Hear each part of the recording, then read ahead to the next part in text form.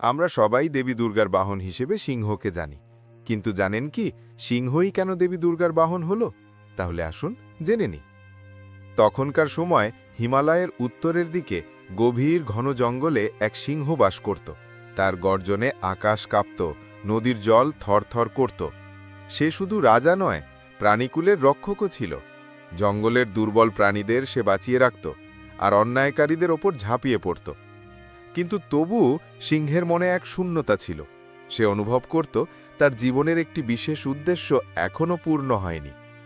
এদিকে স্বর্গলোকে বিপদ নেমে এসেছে।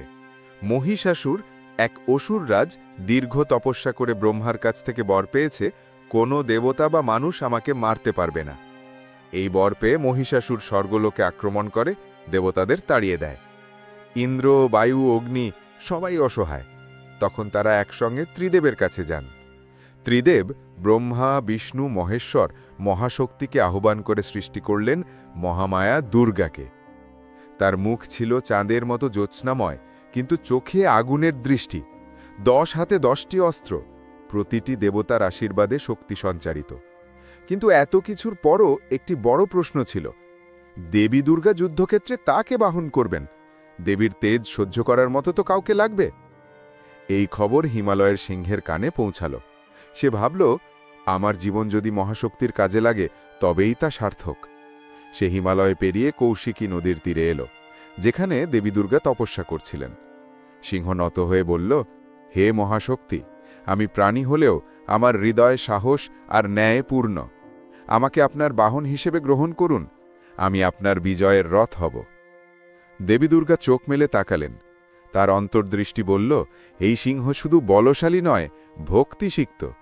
দেবী মৃদু হাসলেন, হে সিংহরাজ, তুমি আজ থেকে আমার বাহন। তুমি আমার নির্ভীকতার প্রতীক হবে।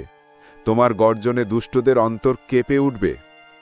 তারপর শুরু হলো প্রস্তুতি। দেবী দুর্গা দশভুজা রূপে সিংহের পিঠে বসে আকাশ বিদ্যুৎ সমতেজে দীপ্ত হলেন। চারিদিকে ডামাডোল বাজল, দেবতারা ভুল ছুঁড়ে আশীর্বাদ করলেন। যুদ্ধের দিন এলো। মহিষাসুর তার অসুর সেনা নিয়ে দুর্গম পর্বতচূড়ায় শিবির স্থাপন করেছে। চারিদিকে তার দম্ভ আর অরাজকতা। সে হেসে বলল, দেবীরা আমাকে হারাতে পারবে না, মানুষেরাও পারবে না, আমি অমর। হঠাৎ আকাশে বজ্রপাতের মতো শব্দ হল। দেবী দুর্গার সিংহ গর্জন করল, যেন পৃথিবীর সব ঝড় একসঙ্গে এসেছে। মহিষাসুর চমকে উঠল। সে প্রথমবারের মতো ভয় অনুভব করল। যুদ্ধ শুরু হল। দেবীর ত্রিশূর আঘাত আনল অসুরদের সেনায়, আর সিংহ দাঁত আর নখ দিয়ে অসুরদের পরাস্ত করল। সিংহের প্রতিটি লাফই ছিল পাহাড় ভাঙা শক্তির মতো। মহিষাসুর নানা রূপ নিল, মহিষ, সিংহ, হাতি, কিন্তু দেবী দুর্গা আর তার সিংহের কাছে কোনো কিছুই টিকল না। শেষে মহিষাসুর আবার মহিষ রূপ নিল। তখন দেবী দুর্গা সিংহকে ইশারা করলেন।